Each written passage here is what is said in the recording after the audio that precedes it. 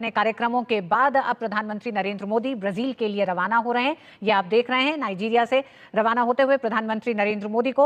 और जब प्रधानमंत्री नरेंद्र मोदी नाइजीरिया पहुंचे थे तो नाइजीरिया सरकार के एक मंत्री ने पीएम मोदी को सम्मान स्वरूप अबुजा शहर की चाबी भेंट की थी। दरअसल ये चाबी नाइजीरिया के लोगों द्वारा प्रधानमंत्री मोदी के प्रति दिखाए गए सम्मान और विश्वास का प्रतीक है। मोदी पे लोग ट्रस्ट करते हैं, ठीक है। उस ट्रस्ट की बेस पे जो है ना वो इंटरनेशनली किसी भी जगह पे कोई समिट करता है या G20 होगी, लोग इजलास में आते हैं, शिरकत करते हैं। खान साहब ने जो एक विजन बनाया था, इधर भी वैसे OIC हुई थी, शायद आपको पता होगा। वो हिंदू है, हाँ। वो हिंदुओं को आगे कर रहे हैं। उधर मुझे बताएं, उधर तो मैं आपको बहुत से ऐसे नाम बता सकता हूँ, इवन प्रेसिडेंट रह चुके हैं इंडिया में जो उनसे मुस्लिम है। पाकिस्तान में मुझे कोई एक बताएं जो आप अभी खड़े खड़े बता दें कि हाँ यार ये देखो ये नॉन मुस्लिम है, हिंदू हो, सिख हो, ईसाई हो, कि भाई ये देखो ये इस अच्छी पोस्ट पे है। मुझे एक नाम बता दें, मैं आपको 10 नाम उधर से बताऊं। एक तवील अरसे के बाद इंटरनेशनल मीडिया का फोकस एक ऐसा महफूज पाकिस्तान है जहां दुनिया की 40% आबादी की नुमाइंदगी करते हुए शंघाई ताउन तंजीम का इजलास हो रहा है। प्रधानमंत्री नरेंद्र मोदी द्विपक्षीय मुलाकातों, प्रतिनिधिमंडल स्तर की वार्ताओं और नाइजीरिया के साथ द्विपक्षीय समझौतों के बाद अब अपनी यात्रा को पूरा करते हुए अब ब्राजील रवाना हो रहे हैं, जहां प्रधानमंत्री 19वें G20 शिखर सम्मेलन में शामिल होंगे। प्रधानमंत्री नरेंद्र मोदी भारत के 17 साल बाद नाइजीरिया जाने वाले पहले प्रधानमंत्री हैं। नाइजीरिया से भारत के रणनीतिक संबंध हैं और बेहद पुराने संबंध, मजबूत संबंध, रक्षा संबंधों के साथ ही तमाम नए क्षेत्रों को भी इस यात्रा में तलाशा गया है। अभी बात की ना, पुलिस ने मुझे पकड़ लेना। Modi is a clever man, ठीक है। देखें बात यह है कि वो जिन चीज़ों को, जिन इश्यूज को वो हाईलाइट, मतलब वो चाहते हैं कि वो हाईलाइट ना हो, ठीक है, उन इश्यूज को दबाने के लिए अगर वो इस तरह की ऑफर्स करता है कि जिसमें एक डिप्लोमेसी शो होती है। क्या मोदी जी ट्रंप के जीतने की वेट कर रहे थे? क्योंकि मोदी जी ने पूरे यूरोप को रीशेप करना शुरू कर दिया, या कह लीजिए यूरोप के साथ जो हमारा रिलेशनशिप है वो उसको रीशेप करना शुरू कर दिया है, और कोई भी और वर्ल्ड लीडर इसे नहीं कर पाया। जय दोस्तों, जय श्री राम। भारत के प्रधानमंत्री मोदी साहब हैं ब्राजील की राजधानी में अभी 18 नवंबर को जो पहुंच चुके हैं। 19वें G20 शिखर सम्मेलन में वहां पर भाग लेंगे और तमाम देश दुनिया के बड़े जो दिग्गज नेता हैं उनके साथ मुलाकात होगी। देखिए नाइजीरिया से भी गए हैं, 3 देशों की यात्रा है। दूसरे चरण पर प्रधानमंत्री मोदी साहब जो है पहुंचे हैं, वहां पर उनका रेड कारपेट बिछाकर भव्य स्वागत हुआ है। और नाइजीरिया के जो राष्ट्रपति है वो खुद उनको एयरपोर्ट पर छोड़ कर आए, और यानी कि एक दोस्त मित्र भी छड़ता है इस तरह से उनसे वो गले भी मिले। और अभी उन्होंने अपने शहर की चाबी नहीं दी। मोदी साहब जहां भी जाते हैं वो कुबेर के खजाने खुल जाते हैं। आप लोग एक बार वीडियो देखिए, उसके बाद बात करेंगे। ब्राजील पहुंचे हैं और ब्राजील बेहद अहम है भारत के लिए। भारत बहुत अहम है ब्राजील के लिए, वजह साफ तौर पर हम देख सकते हैं, उसका भी हम करेंगे आकलन। लेकिन यहाँ पर प्रधानमंत्री का स्वागत किया गया और आप देख रहे हैं कि इंडियन कम्युनिटी वहां पर पलके बिछाए इंतजार कर रही है कि प्रधानमंत्री कब वहां होटल पहुंचेंगे। तो प्रधानमंत्री नरेंद्र मोदी के लिए अंतर्राष्ट्रीय मंचों पर ब्राजील एक ताकतवर सहयोगी के तौर पर है, क्योंकि हमने देखा है कि G20 की हम बात करें इंडियन सोलर अलायंस की, या तमाम जो मल्टीलैटरल फोरम्स हैं उस पर ब्राजील कंधे से कंधा मिलाकर भारत के साथ खड़ा हुआ है। और ये यात्रा G20 के लिहाज से बेहद अहम हो जाती है, क्योंकि हमने देखा कि पिछली बार जब अध्यक्षता G20 की भारत के पास थी तो अफ्रीकन यूनियन को शामिल किया गया। उसका नाइजर एक सम्मान, जो कि दूसरा सबसे बड़ा सम्मान नाइजीरिया का है, उससे वहाँ के राष्ट्रपति टिनुबू ने प्रधानमंत्री को सम्मानित किया है।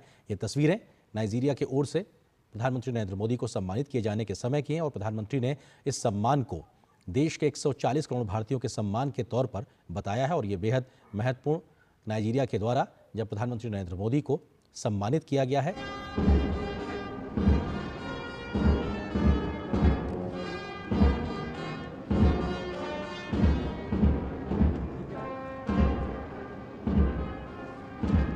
साथियों, आज का भारत सबका साथ, सबका साथ, सबका विकास पर यकीन करता है। मैंने नाइजीरिया समेत अफ्रीका के फ्यूचर ग्रोथ के एक बड़े केंद्र के रूप में देखा है। पिछले 5 साल में ही हमने अफ्रीका में 18 नई एम्बेसी शुरू की है। बीते सालों में अफ्रीका की आवाज को ग्लोबल प्लेटफॉर्म पर उठाने के लिए भारत ने हर संभव प्रयास किया है। बहुत सीनियर जर्नलिस्ट है पाकिस्तान के हसन निसार साहब। हाँ बिल्कुल, बहुत अग्रेसिव नेचर के, और मैं खुद अग्रेसिव नेचर का, इसलिए मैं उनको पसंद करता हूँ। ठीक है, उन्होंने कहा है कि जो Indian prime minister Narendra Modi है उसकी सिर्फ 3 करोड़ की प्रॉपर्टी निकली है। दुनिया की सबसे बड़ी जमहूरियत भारत के वजीर आजम नरेंद्र मोदी के सासों की मालियत 3 करोड़ रुपए, और उनके पास कोई घर कोई गाड़ी नहीं है जाती। थप्पड़ है अगर मोदी के पास कुछ नहीं तो 3 करोड़ रुपए के एहसासों वाला मोदी हमारा मुकाबला कर सकता है। वो बंदा 10 साल प्राइम मिनिस्टर रहा है और उसकी सिर्फ 3 करोड़ की प्रॉपर्टी निकली है, जिसमें उसका कोई जाति घर नहीं है, जिसमें उसका कोई जाति बिजनेस नहीं है और कोई जाति गाड़ी नहीं है। और उधर एक गुलजारी लाल नंदा, वो एक प्राइम मिनिस्टर गुजरा इंडिया के अंदर जवाहरलाल नेहरू के बाद, वो जो बंदा था उसके पास किराए का मकान था और उसके पास किराया देने के लिए भी पैसे नहीं थे। और इस तरह का एक कैरेक्टर पाकिस्तान के अंदर भी थे, प्राइम मिनिस्टर मलिक महराज खालिद, ठीक है, वो भी इस तरह के थे। लेकिन पाकिस्तान में बहुत कम है। फॉर इंस्टेंस आपकी दलील मान ली जाती है इंडिया हमारा दुश्मन है, तो आप उनके साथ मुकाबला करो ना, फिर मुकाबला हथियार उठा के सिर्फ नहीं होता। और आजकल हथियारों वाली गेम भी चली गई है। प्राइम मिनिस्टर बने तो उस वक्त इत्तेफाक से मैं अमेरिका से वापस आया था और मैं उनको प्राइम मिनिस्टर के ऑफिस में मिलने गया और वहां गया, वहां वेटिंग रूम था, वहां बैठा था, वहां अरुण नेहरू और सब बड़े बड़े मिनिस्टर्स बैठे हुए थे। राजीव ने झांक कर देखा, कबीर आ जाओ आ जाओ।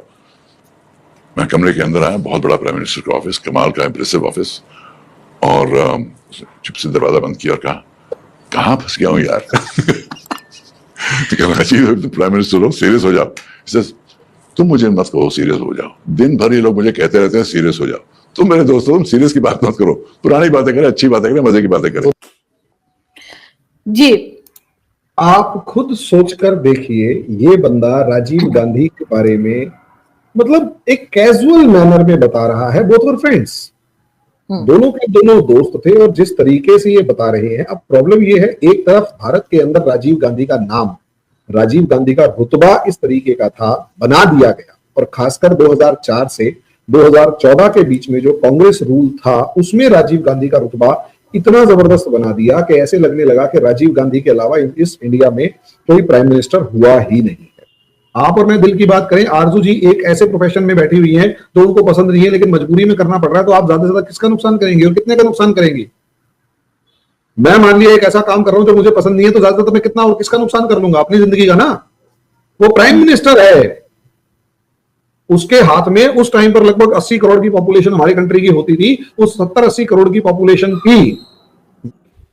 तो दोस्तों आप लोगों ने देखा, देखिए नाइजीरिया के अंदर पीएम मोदी साहब का जो स्वागत देखने को मिला। पहली इनकी ये 3 देशों की यात्रा थी, उसमें पहली यात्रा थी, जिसके बाद उन्होंने अपना सेकंड हाईएस्ट ऑनर अवार्ड से सम्मानित किया मोदी साहब को। और मोदी साहब की दरिया दिली देखिए, पीएम मोदी साहब ने बोला है कि भाई ये मेरा सम्मान नहीं है, ये 140 करोड़, अब तो 150 हो गए होंगे, 150 करोड़ लोगों का सम्मान है, पूरे भारत का सम्मान है, पूरे हिंदू मुस्लिम सिख ईसाई हर व्यक्ति का सम्मान वहां पर पीएम मोदी के साथ जो है किया गया है। और ये पीएम मोदी की ताकत आप लोग हैं।